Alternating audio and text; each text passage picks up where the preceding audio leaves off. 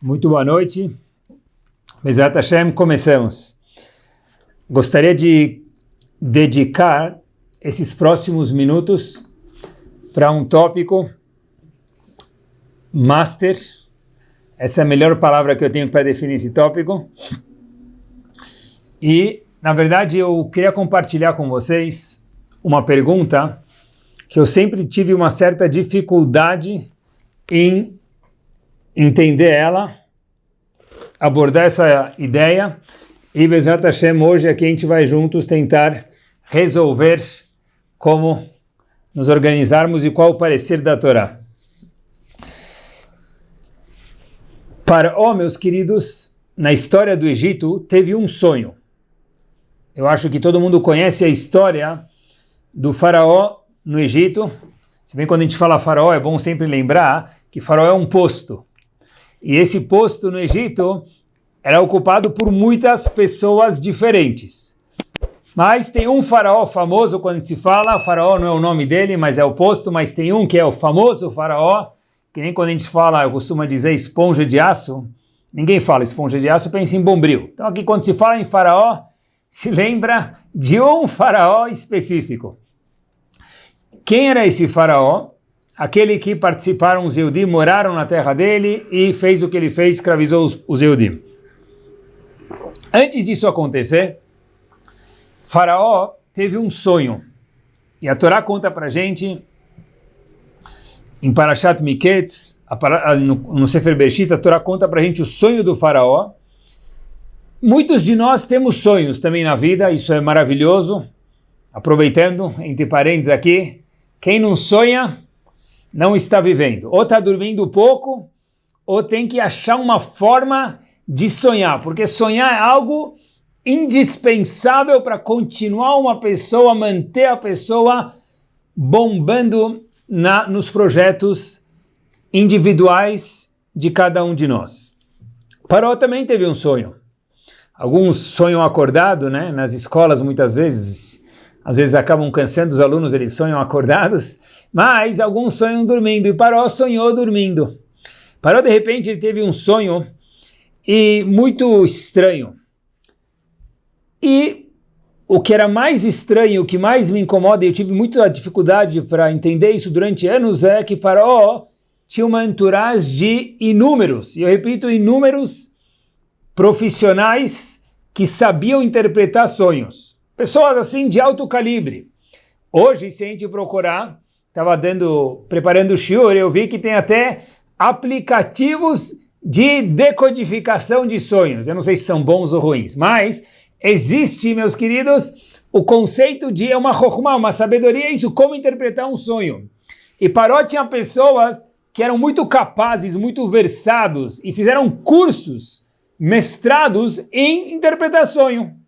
De repente, Faraó tem um sonho, e ele chega lá, e ele começa a contar o sonho. Qual que era o sonho do Faraó? Todo mundo conhece, de uma forma muito sucinta, que ele sonhou com 7 vacas gordas, 7 vacas magras, as magras comeram as vacas gordas. E faz necessário aqui a gente explicar uma coisa, mesmo que no tópico de hoje, mas merece a nossa atenção. Quando a pessoa está bem monetariamente, a gente costuma dizer as épocas das vacas gordas. Quando a pessoa está menos bem, se fala a época das vacas magras. Meus queridos, por que não fala elefante gordo? Ficaria muito mais bonito do que vaca gorda. Ou algum outro animal. Por que justo vaca gorda e vaca magra?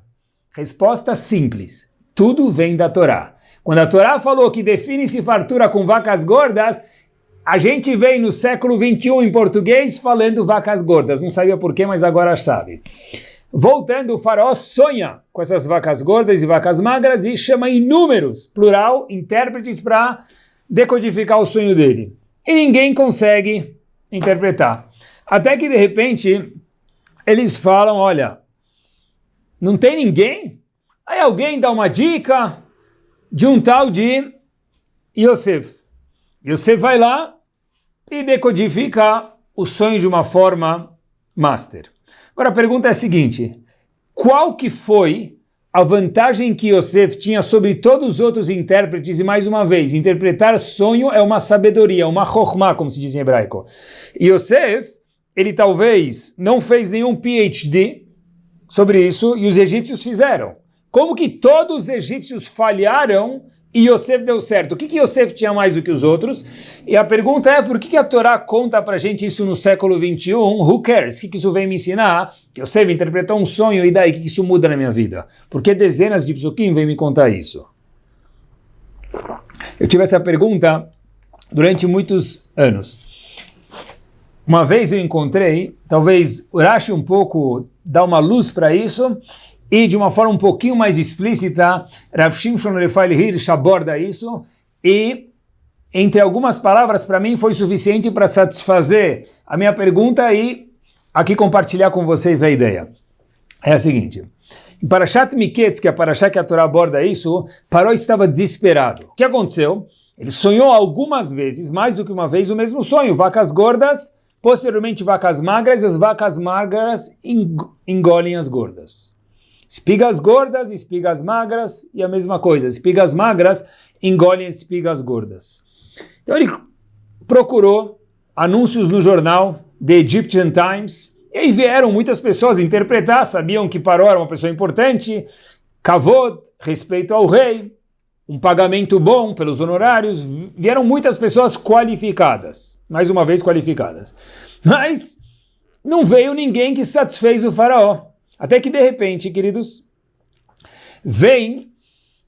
Paró fica desesperado, ele coloca mais uma vez, quando a gente fica desesperado a gente tenta todos os recursos, falando para o Paró, tem um cara lá na prisão, eu não sei se vai te satisfazer, Faraó, mas é o que temos, e ninguém te satisfez, é o último recurso.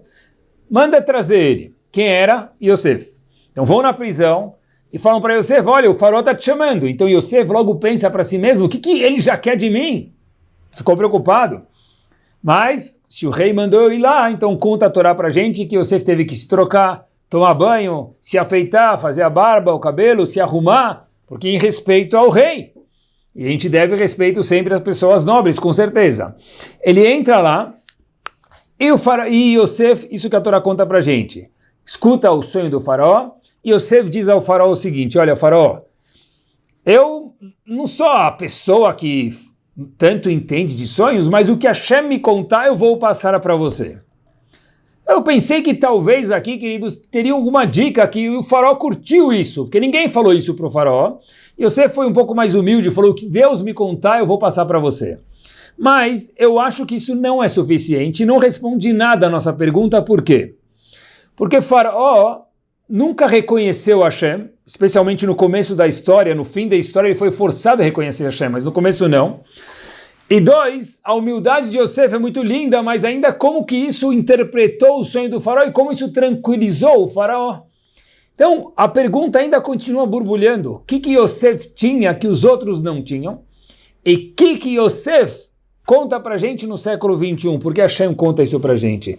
Paró não morava em Bnei Brak, estava muito preocupado com o que Hashem tem a dizer. Então, o fato que Yosef falou, o que Hashem me contar, faraó, eu vou contar para você, não acho que foi isso que satisfez o faraó, a mais do que todos os outros intérpretes que lá estavam, e o faraó ficou muito insatisfeito com eles. Quando Yosef fala para o faraó, diferente de todos, o seguinte, olha, você vai ter 7 anos de vacas gordas no português, de fartura, e depois anos de fome. Então você tem que se preparar, Deus está te mandando um sinal para você poder se preparar e cuidar economicamente do Egito. Assim disse o faraó, assim disse Yosef interpretando o sonho para o faraó. Ninguém falou isso. Cada um falou coisas diferentes. Por exemplo, você vai ter 7 filhas e elas vão falecer, mas o faraó não ficou satisfeito com isso. O faraó ficou satisfeito com a interpretação de Yosef. Yosef falou, olha, você vai ter 7 anos de fartura no seu governo, posteriormente anos de fome, então Hashem está te dando uma dica, se prepara aí com a comida para que você possa conter e se organizar nesses anos de fome. Quando o faraó escuta essa interpretação, ele fala, Kol HaKavod, você é o cara! E faz de Yosef o grande homem do Egito. Yosef vira o ministro da fazenda do Egito, a pessoa mais poderosa em todo o império egípcio, fora o faraó. Peraí, o que Yosef falou de tão grande? Vai ter 7 anos de fome, anos de 7 anos de fartura, melhor dizendo, anos de fome, e se prepara para isso. Qual foi a grande cereja do bolo que Yosef teve a mais do que os outros na interpretação? Não falou nada muito assustador para a gente, nem inteligente. Essa é a pergunta que eu tive durante alguns anos. Paró chama ele Ish Chacham Venavon, você é um homem sábio, um visionário. Não falou nada de especial, não inventou nenhum aplicativo interessante, não inventou nenhuma tecnologia nova. Meus queridos, a Torá dá uma luz para a gente, e isso dá a luz do tópico de hoje à noite, Bezerra Hashem. Olhem que bomba. Diz a Torá Kedoshá o seguinte: Vayomer Paró el Yosef. Quando Paró foi falar para Yosef o sonho dele, a Torá introduz o assunto com um verso, com um pasuk. Diz a Torá Kedoshá em Parashat Miketz, Perek Mem Aleph Tedvav, 41:15. Vayomer Paró el Yosef. Paró disse para Yosef o seguinte: Halom halamti, eu tive um sonho. Paró dizendo mais uma vez para Yosef: o poter enotó. Não tem ninguém que conseguiu me interpretar o sonho da forma que me satisfez. Ninguém. Já tentei muitos. Vani shamati alecha, eu escutei falar de você, Paró para Yosef, e aí termina o pasuk dizendo: Lemor tishma halom liftorotó, que você escuta o sonho para poder interpretar. Ótimo, essa é a introdução, e logo o Faraó conta o sonho, Paró interpreta o sonho como a gente mencionou, e ele vira o bam do Egito. E a nossa pergunta é: o que foi a explosão aqui? Se a gente olhar no pasuk, o pasuk próprio dá a dica para a gente. Olhem que bomba, queridos. Olha como a Torá Kedoshá é precisa. Vayomer Paró el Yosef. Paró disse para Yosef: Halom halamti, o poter enotó, eu tive um sonho e ninguém me interpreta. Agora atenção. Vani shamati alecha, eu escutei falar de você. Tishma halom liftorotó, que você sabe escutar sonhos para interpretar eles. Opa, escutar sonho para interpretar? Você sabe interpretar sonho. O ponto aqui não é escutar o sonho, é interpretar ele. Errado. A Torá está vindo ensinar para a gente o seguinte: todo mundo, Yosef, todo mundo escutou meu sonho e já pulou para dar interpretação, sem se preocupar com o que eu queria dizer com o sonho. Escutaram as minhas palavras, mas ninguém me entendeu, ninguém me escutou de verdade. Lishmoa não é ouvir, que entra por um ouvido e sai pelo outro. É escutar, é dar atenção. Então olhem que bomba. Paró falou para Yosef: Vani shamati alecha, eu escutei. O quê? Lemor, que você, Habibi, tishma halom liftorotó, que você sabe escutar a pessoa. Você só não pegou as palavras, você consegue escutar as pessoas. Então vamos lá, deixa eu ver se eu posso te contar meu sonho. E aí Yosef desvenda o sonho do Faraó. Talvez não foi tanto a ideia brilhante, porque a ideia não foi nada de brilhante, não foi nada, como a gente fala em português, do outro mundo. Foi a atenção para se ligar com o Faraó e entender de verdade o que estava incomodando o Faraó, o que estava deixando o Faraó perturbado com o sonho. Porque muitas pessoas sonham. A gente acorda, lembra do sonho, não lembra, no dia seguinte, 2 dias depois, toca a vida. Faraó não conseguia tocar a vida dele. Então Yosef foi escutar o que estava incomodando o Faraó, não só o sonho. Sim, diz a Torá para Kedoshá para a gente: eu não quero só ouvir você, Faraó, eu vou te escutar primeiro, eu quero entender o que lhe incomoda para depois poder interpretar o sonho. Ele foi o único, queridos, que fez isso em todo o Império Egípcio, todo mundo com a sabedoria, PhD, de Dream Interpretations, de Harvard. Ele foi o único que, mesmo que ele tinha menos skills, menos sabedoria de como interpretar um sonho, ele era mais capaz de como entender um ser humano. Talvez o interpretamento foi mais barato do que os outros. Pode ser. Mas a capacidade de entender o que estava incomodando ele, o Faraó no caso, já foi o jackpot de Yosef. E olhem só como a Torá é precisa quando usa cada palavra. Acompanhem comigo um passo adiante. Avraham Avinu teve um impasse grande na vida dele. Qual o impasse? Avraham Avinu teve 2 filhos. Um dos filhos chamava Ismael. Avraham Avinu casou com Hagar e teve Ismael. E posteriormente, Avraham Avinu, casado com Rivka, com Sará, melhor dizendo, teve Yitzhak. Então Avram Avinu ficou na dúvida, Ishmael não era boa companhia, Yitzhak era uma ótima pessoa. Deixo ele em casa um com o outro ou não? Será que Yitzhak vai influenciar Ishmael? Ou Ishmael vai ser uma má influência para Yitzhak? Houve um impasse entre Avram Avinu e Sará, uma discussão, machloket. Qual o problema? Divergências de ideia, a Torá conta pra gente. Sará fala, manda Ishmael embora. Avram Avinu fala, não quero, ele é meu filho. De repente diz a Torá que deixar pra gente, e aí, qual foi o veredito? O que Avram Avinu tinha que fazer e por quê? Óbvio que escutar a esposa, mas por quê?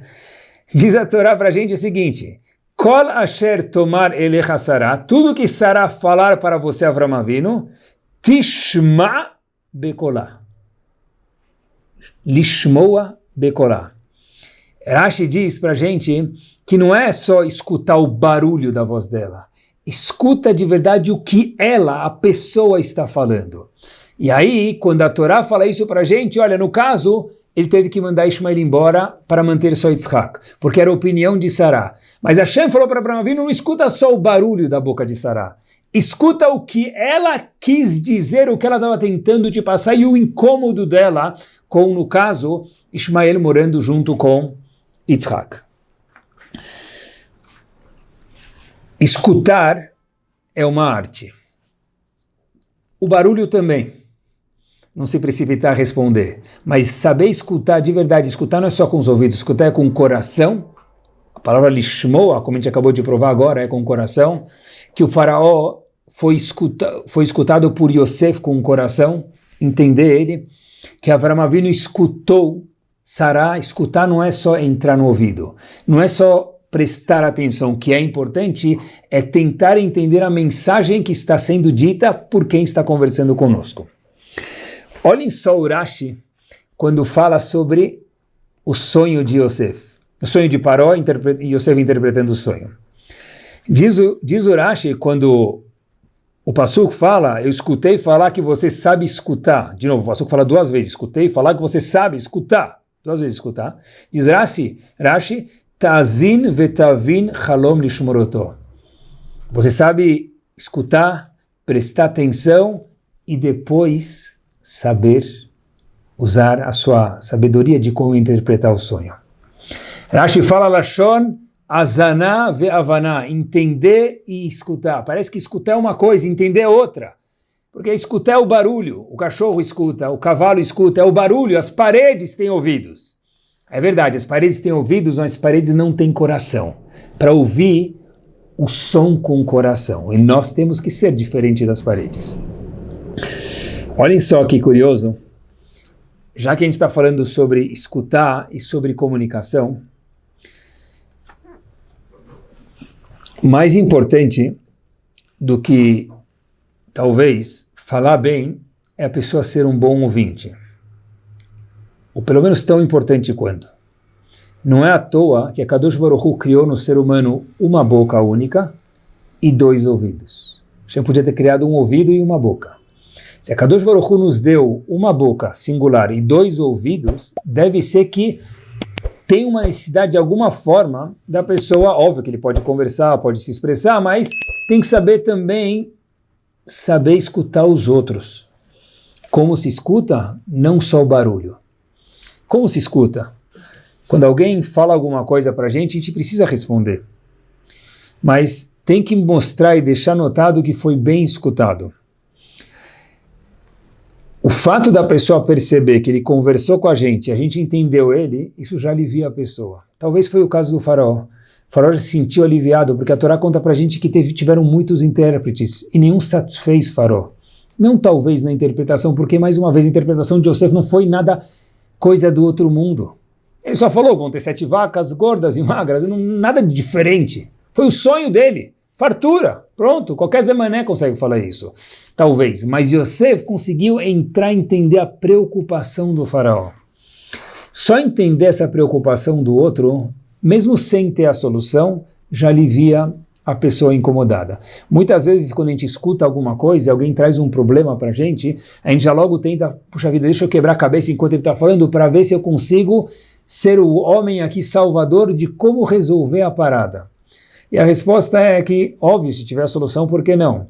mas muitas vezes o segredo não está na solução, tá? Está em grande parte, talvez, pode ser que até a maioria, depende do caso, de entender a pessoa e a pessoa ficar mais leve, porque alguém não me escutou, alguém me ouviu, alguém me entendeu. É um escutar plus, é um escutar com compreensão. Como se faz isso? Qual a diferença entre um escutar banal e um escutar 2.0, talvez em português ouvir, um escutar mais sofisticado? De uma forma muito breve, fiquei pensando comigo 3 técnicas práticas. A primeira, obviamente, é não interromper quem está falando conosco. É isso. A pessoa está falando com a gente, preste atenção nessas 3 técnicas, por favor. Primeira, não interromper ele. Deixa a pessoa terminar a frase. Todo mundo gosta de falar, é verdade. Mas a pessoa tem que deixar o outro falar. Obviamente, contam que o marido uma vez chega reclamando, ele fala: poxa vida, está um pouco difícil a noite na minha casa. E aí o rabino pergunta para ele: mas por quê? Fala que a minha esposa quer me contar o que ela fez durante o dia. Ele fala: qual o problema com isso? Ele fala para o rabino: olha, rabino, o dia dela tem 16 horas, e ela quer me contar as 16 horas em 16 horas e eu preciso dormir. Então, tudo bem, tudo tem limites. Mas não interromper a pessoa faz a pessoa se sentir escutada. É o lishmoa. Não é só que as paredes têm ouvidos. O ser humano tem um ouvido 2.0. Ouvido 2.0, o escutar do ser humano. Número 1, não interromper. Número 2, quando alguém conta alguma coisa pra gente, talvez alguém que a gente tem um certo, entre aspas, poder sobre, um funcionário ou um filho, alguém que a gente está esperando da gente ser reprimido ou não. Deixa ele ou ela terminar, não julga, até ele terminar.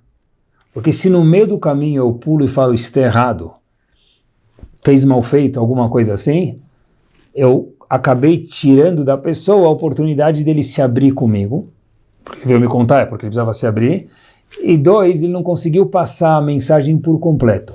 Então, não julga até terminar de escutar. E a terceira e última técnica prática para a gente quando se trata de comunicação é a pessoa mostrar que de fato ele está escutando. Porque eu posso, primeira técnica, não interromper, mas posso estar no mundo da lua.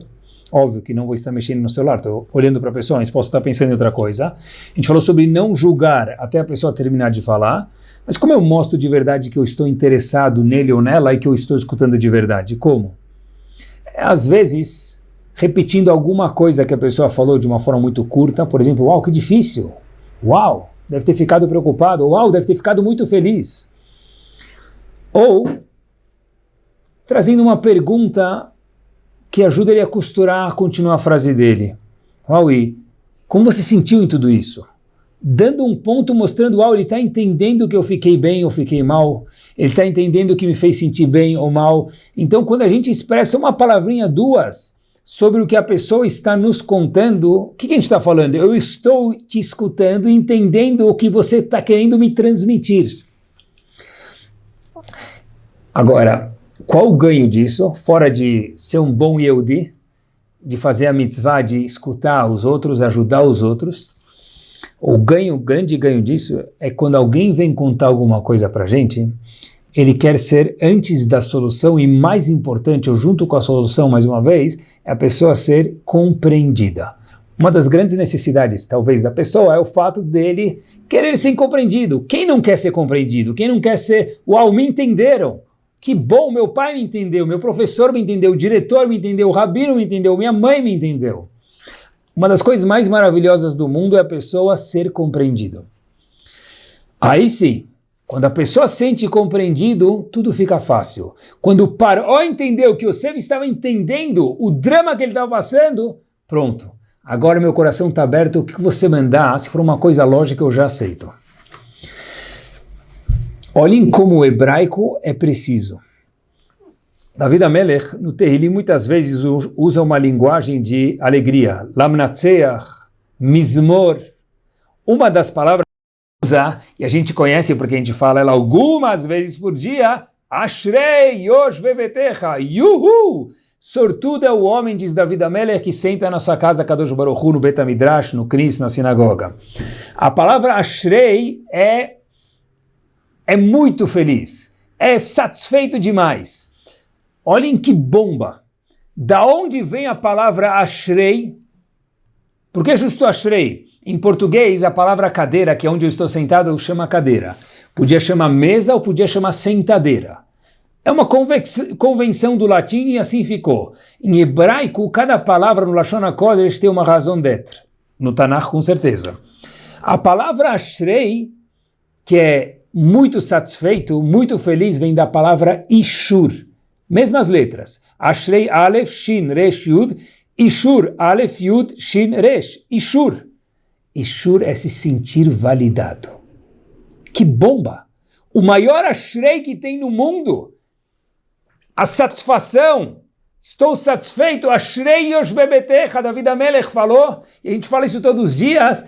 É quando tem Ishur. Ishur é ok. Validação. Quando a pessoa se sente validada, é outra coisa, é outra conversa, é um prazer conversar com você, é um prazer conversar com ela, com ele. Por quê? Porque eu entendo que, eu não sei o que você faz, mas eu me sinto tão bem, eu me sinto validado, talvez seja o que ele quer dizer, eu me sinto escutado, de verdade compreendido. Escutem só essa história. Quando a gente escuta a pessoa e com o coração, é outra vida. É Ashrei de verdade. Shimon, 12 anos de idade, estudava em Volozhin. Muita fome. Shimon tinha muita fome. Shimon uma vez teve um plano. Eu vou acordar cedo para matar minha fome. Ele próprio contou isso. Anos depois. Como que acordar cedo mata a fome? Normalmente dorme mais, né? Esconde melhor a fome. Mas não, Shimon teve um plano de acordar cedo para matar a fome. Como que acordar cedo mata a fome? Eu vou ir cedo, porque a gente sabe que todas as padarias têm que estar com pão pronto 7 da manhã, 8 da manhã, 7:30. Então, para isso acontecer, precisa começar a preparar o pão 6 da manhã, 5 da manhã. Shimon falou, eu sei que o cheiro do pão é quando ele está sendo assado na madrugada. No comecinho do dia, no nascer do sol. Antes, eu vou chegar lá na padaria, cheirar aquele aroma de pão, isso para mim já vai matar minha fome, porque é o que eu consigo. Eu acho que isso vai me satisfazer em um pouco.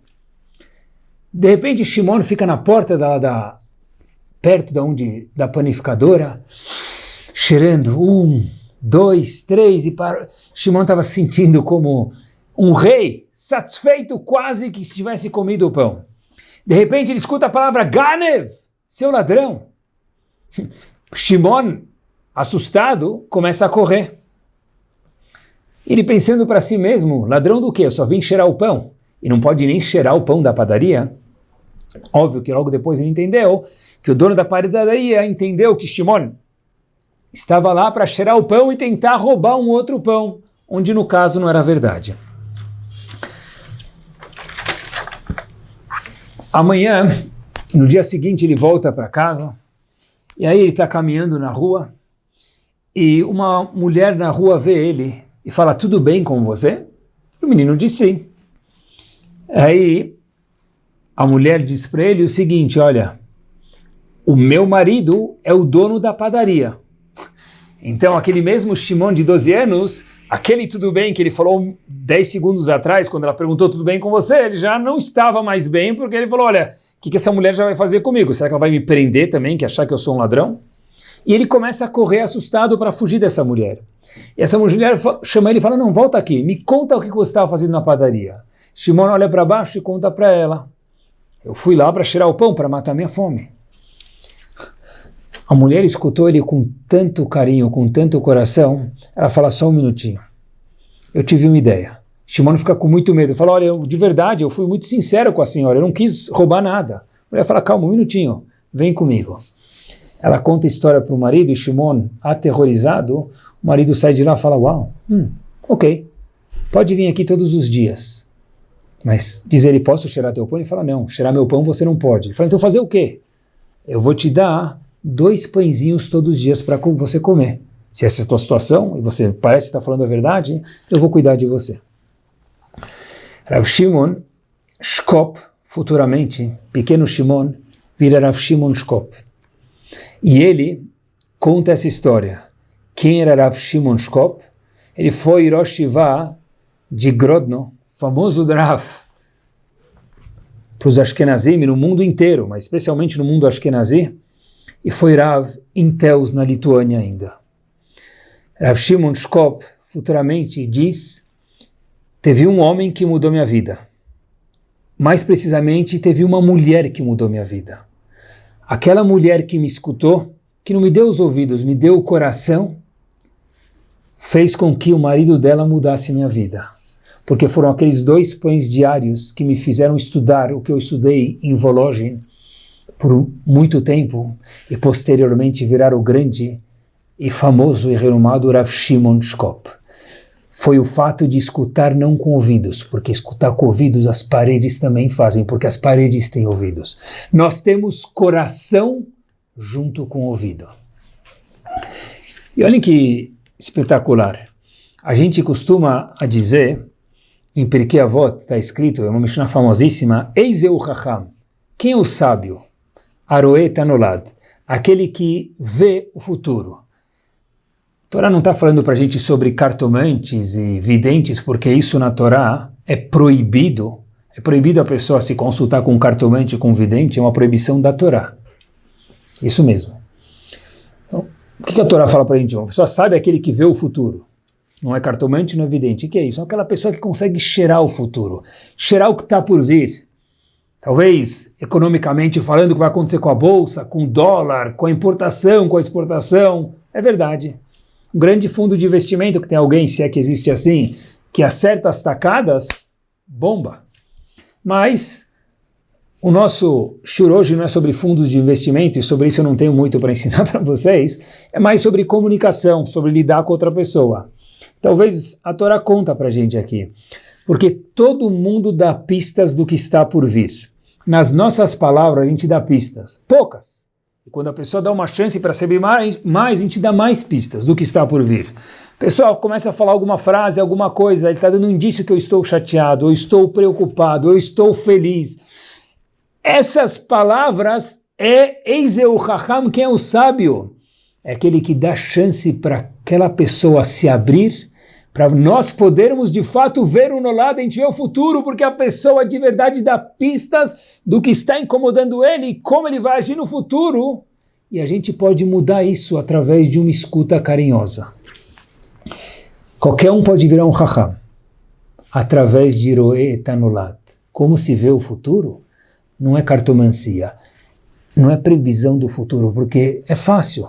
Se a gente escuta a pessoa com carinho, todo mundo, meus queridos, um filho, uma filha, ele conta, um aluno, quem que for, ele fala, olha, não estou preocupado, mas não tanto. Aquele não tanto é para cobrir, de verdade, eu estou preocupado. Me conta porque você não está tanto preocupado. Só escuta. Só escuta. Talvez ele fez certo, talvez ele fez errado. Deixa ele terminar a frase, deixa ela terminar a frase. Rav Yerucham Mimir fala para a gente uma coisa muito interessante sobre os Faradim em especial, talvez alguns Ashkenazim também têm, mas a ideia é verdadeira para todo mundo. Dão brachá para os filhos na sexta-feira à noite. E Rav Yerucham Mimir fala que tem brachot que são efetivas e tem brachot que a gente chama de brachá levatalá, uma brachá em vão. Diz ele qual a diferença entre uma brachá em vão e uma brachá efetiva no caso de dar uma brachá para um filho ou para uma filha. Diz Rav Yerucham Mimir, muito simples. Quando Yaakov foi dar brachá para os filhos dele, Yaakov foi dar brachá para os filhos no que os filhos queriam ser. Dentro dos poderes, das kohot, das virtudes que os filhos tinham. Quando um pai de Rav Yerucham Mimir dá uma brachá para o filho, ele fala, tomara que você seja, na cabeça dele, uma pessoa sucedida. E na cabeça dele está um médico, ou um advogado, ou alguma coisa que o filho não tem essa capacidade, não tem essa vontade, diz Rav Yerucham Mimir, isso é brachá levatalá, uma brachá em vão. Porque uma brachá de verdade é conforme as tendências dele ou dela, dá brachá para que isso seja utilizado de uma forma boa e com as suas virtudes você canalize isso para o bem. A brachá que a gente dá para os nossos filhos na sexta-feira à noite é que você seja responsável, o que for. Mas do jeito que ele consegue ser responsável, do jeito que Hashem pode abençoar ele monetariamente no que ele sabe e gosta de fazer. É, de fato, lishmoa, entender o outro. A mesma coisa que nós estamos falando, mas não é só com comunicação. É no trato, no olhar, no conviver com a pessoa e esperar da pessoa o que ele é e não o que nós gostaríamos que ele fosse, ou que não que nós ficamos frustrados na nossa infância, que a gente não virou e ele precisa ser, ou para me projetar bem na comunidade. Eu queria dar um passo com vocês adiante, é o seguinte, nessa fase final do shiur, e conversar com vocês sobre algo que talvez a gente tenha escutado a famosa frase que vira música e vira lema, e por coincidência, para que todos saibam, é um passuco no Sefer Torah. No Sefer Vaikra, famoso passuco, Ve'ahavta l'reacha kamocha. Quem falou isso não foi Rabi Akiva nunca. A Torá Kedoshá fala para a gente isso. Ve'ahavta l'reacha kamocha, meu próximo como a ti mesmo. O Rabi Akiva adicionou, de uma forma brilhante, o quê? Que isso é uma regra bomba da Torá. Mas o passuco, Ve'ahavta l'reacha kamocha, ele consta na Torá Kedoshá. E o Ve'ahavta l'reacha, a gente conhece ele muito bem. Ame o próximo. Isso é uma coisa que vira até não judaica, né? Sem desmerecer a Torá Kedoshá, Deus me livre, mas se fala sobre isso em inúmeros lugares, religiosos ou não. Vira uma coisa, até me permitam, Hello Kitty, fofa. É verdade. Mas para nós isso é uma coisa kadosh, importante. Muito se fala sobre o Ve'ahavta l'reacha, o próximo. Pouquíssimo se fala, eu nunca escutei falar, e eu repito, eu nunca escutei falar sobre a última palavra. Kamocha, como você. A gente fala sobre o outro, tem que gostar do outro, tem que aceitar o outro. Mas e o você? Meus queridos, acompanhem comigo. Respeita o outro, escuta o outro, e é importante. Mas, nessa fase do shiur, eu queria dar um passo adiante. E o Kamocha? E o você? A gente esquece dele. Ame o outro como a ti mesmo. E o meu, eu mesmo. O que eu quero dizer com isso? Fiquei pensando bastante, acho que tem uma pérola aqui dentro. Hoje em dia, com toda a tecnologia maravilhosa que a gente tem, nós conhecemos a Lua, coisa que antigamente falava, você vive no mundo da Lua. Era uma expressão assim, incógnita. Hoje em dia não é incógnita, porque para falar que alguém vive no mundo da Lua, precisa ter muita propriedade, porque hoje já se conhece a Lua. Antigamente falava, chego lá, em Paris, em 12 horas. Era um sonho. Hoje em dia, pós Santos Dumont e seu 14 bis, com anos de investimento e muita sabedoria de muitas pessoas, se fez pessoas chegarem de um lugar do mundo para o outro. Em 14 horas, hoje se chega em 1 segundo. Num celular, num smartphone, se clica e você vê a pessoa ao vivo, do outro lado do mundo, onde quer que ele esteja, contanto, óbvio, que haja Wi-Fi, uma boa conexão, a gente vê a pessoa em menos de 1 segundo. A gente quebrou muitos limites. A gente foi visitar lugares muito longínquos que a gente não tinha acesso. E é algo maravilhoso. Hoje em dia a gente pode entrar na Universidade de Harvard e pesquisar acervos que eles têm, que eu precisaria pegar um avião e ir até lá e tirar um xerox e voltar e analisar. A gente faz isso aqui na hora, em segundos online. Maravilhoso, espetacular e fabuloso. A gente foi muito longe, mas o Kamocha ficou esquecido. Ve'ahavta l'reacha, ame o próximo. Chega em Harvard, vai longe, vai até longe, chega até a Lua. Espetacular e bárbaro. Mas e o Kamocha? A gente conseguiu chegar até a Lua, mas, meus queridos, quantos de nós conseguem chegar até aqui dentro? Até nós próprios. Quem pode falar sobre si próprio? Eu me conheço. Simples. Se a gente olhar, a pessoa tem 10 segundos, literalmente. Não falei 1 minuto, eu falei literalmente 10 segundos livres no semáforo. O que ele faz? Ou ele liga o rádio, ou ele mexe no celular. Mas você acabou de ver que não tem mais mensagem. Nós esquecemos de como ficarmos sozinhos. E eu não gosto de falar ficar sozinho porque é meio deprê no português, claro. Não é ficar sozinho, é ficar comigo mesmo. Eu nunca fico sozinho. Eu posso ficar com a Kadosh Baruch Hu que está junto comigo, ou eu, Caraguila, fico com Caraguila e não fico sozinho. É esse trabalho, quando eu digo eu de mim mesmo, quer dizer, óbvio que eu estou falando cada um de nós, a gente precisa melhorar, estou falando comigo mesmo. Mas a pessoa precisa aprender a ficar consigo mesmo às vezes. Óbvio que tem que interagir com os outros, conversar, no question. Mas ver a gente muito fala do outro, e o Kamocha. Se eu nem me conheço, eu sei chegar na lua, é mais fácil chegar na lua do que chegar no meu íntimo. E a gente precisa saber cada um a se auto-escutar. Já que a gente está falando sobre se escutar hoje à noite. Escutar os outros e escutar a si mesmo. Talvez a gente nunca tenha escutado isso, falando sobre escutar em nenhum outro shur, mas eu fiquei pensando bastante, para mim chamou muita atenção. David Amelech falou de Ashrei e Shur, como a gente mencionou anteriormente. Ashrei é sortudo, aquele que valida, mas não só os outros. Se autovalida. Não nas coisas erradas. Mas para eu me conhecer, eu preciso gastar tempo comigo mesmo, com a minha pessoa. Hoje em dia está na moda a pessoa pensar, meditar. Na Torá Kedoshá, isso está faz tempo. Quantos Chachamim saíam para o deserto, para os lugares mais longínquos, para meditar um pouquinho, se conhecer. Não adianta sair para o deserto e levar o celular, é melhor ficar em casa sem o celular. Mas parar um segundinho quando a gente tem um tempo livre e falar, olha, do que eu gosto, do que eu não gosto.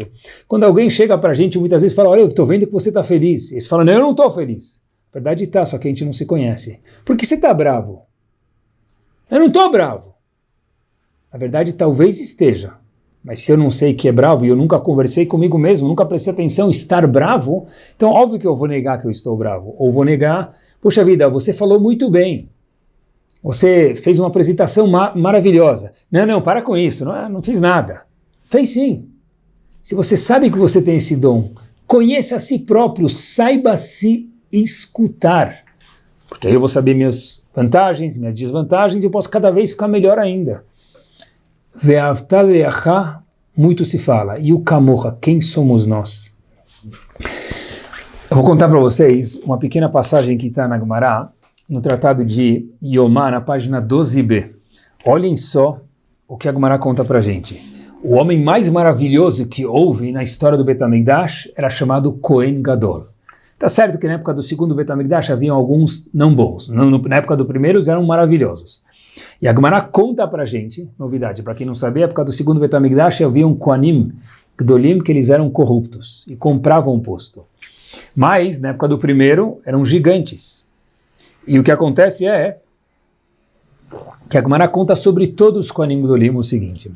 O Kohen Gadol era um posto, ele tinha um reserva, que nem no futebol tem um reserva. O Kohen Gadol era camisa 10, ele tinha um reserva para suprir ele se fosse necessário. A Gemara pergunta o seguinte, o Kohen Gadol por qualquer motivo teve que sair, o Kohen Gadol reserva entra no posto, e aí depois apita o árbitro, sai Kohen reserva e entra Kohen Gadol. Pergunta a Gemara o seguinte, esse Kohen reserva que entrou no posto do Kohen Gadol, por um tempo limitado, ele volta. Qual é a posição dele agora? O que ele faz? Diz a Gemara, e assim fica a Alahá na Gemara, ele não faz nada. Ele não pode mais fazer nada. Como assim, diz a Gemara? A Gemara pergunta, ele pode ser Kohen Gadol? Não pode. Ah, tá bom, então ele pode ser um Kohen normal? Também não pode. Fala, Gemara, mas por quê? A Gemara falou o seguinte, olha, Kohen normal, ele não pode, ele já estava num posto top lá, existe uma regra que é na vida a gente sempre sobe e nunca desce. Então a Gemara fala, então por que ele não pode ser Kohen Gadol? Deixa ele de Kohen Gadol, para ele ter os privilégios de um Kohen Gadol, ou pelo menos as restrições de um Kohen Gadol, diz a Gemara. A Gemara fala que não pode. E atenção, por que o Kohen Gadol reserva, que fez o trabalho do Kohen Gadol e agora volta para o banco reserva mais uma vez, não pode ter nem as restrições de um Kohen Gadol, que eram maiores de um Kohen comum, do que um Kohen comum? Diz a Gemara para a gente, porque o Kohen Gadol vai ficar com ciúmes. Mipnei Eva, que vai ser um desconforto, ciúmes. Que? O Kohen Gadol reserva não pode ter as restrições de um Kohen Gadol quando ele volta para o banco, por quê? Porque o Kohen Gadol vai ficar com ciúmes, incomodado? Como assim? Kohen Gadol, ele era igual um anjo quando ele entrava lá em Yom Kippur. Esse homem vai ficar incomodado? Que estranho! Diz Hashem para a gente, nada de estranho. É porque você não se autoconhece, ser humano. Se eu me autoconhecer e saber que eu tenho sentimentos, todo ser humano é um ser humano. O Kohen Gadol, óbvio, que ele era muito mais refinado, mas ele também tem sentimento. Então, diz a Torá Kedoshá para a gente, olha, eu sei quem você é, eu sei que sentimentos você, Kohen Gadol, magnífico, 6 estrelas espiritualmente estamos falando, tem, mas você também tem sentimentos.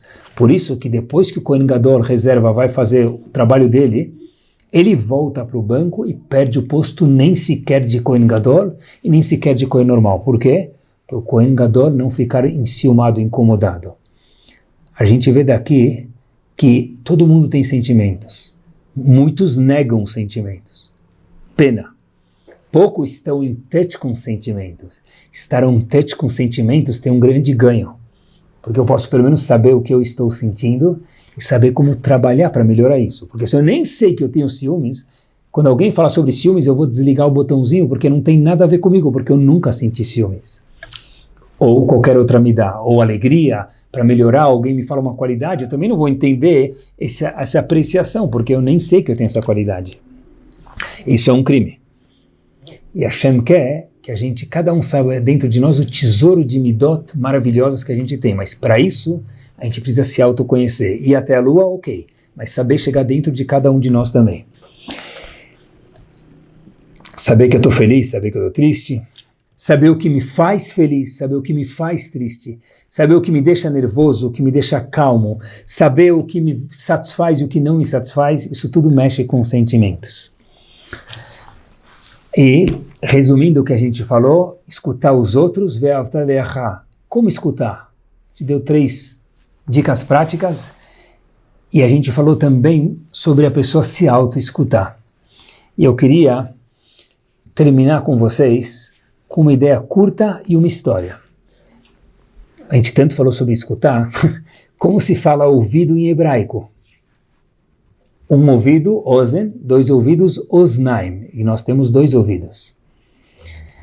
A palavra oznaim, ela é irmã da palavra moznaim em hebraico. Oznaim, moznaim, lamem shos.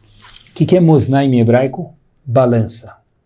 Olhem como o hebraico é preciso, olhem como a Kadosh Baruch Hu criou o mundo inteiro e saber de tudo.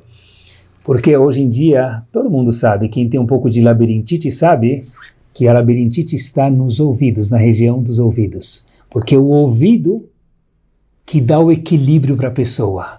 Não só para nós mesmos, quando a gente se auto-escuta, como o outro. Quando eu escuto o outro, o equilíbrio do ser humano depende de ser um bom ouvinte. Seja eu, de mim, da minha própria pessoa, ou eu dos outros. Por isso que a palavra osnaim em hebraico, meus queridos, não é à toa, que osnaim e moznaim, osnaim ouvidos, escuta, de verdade, moznaim balança, que traz o equilíbrio, são palavras iguais, irmãs.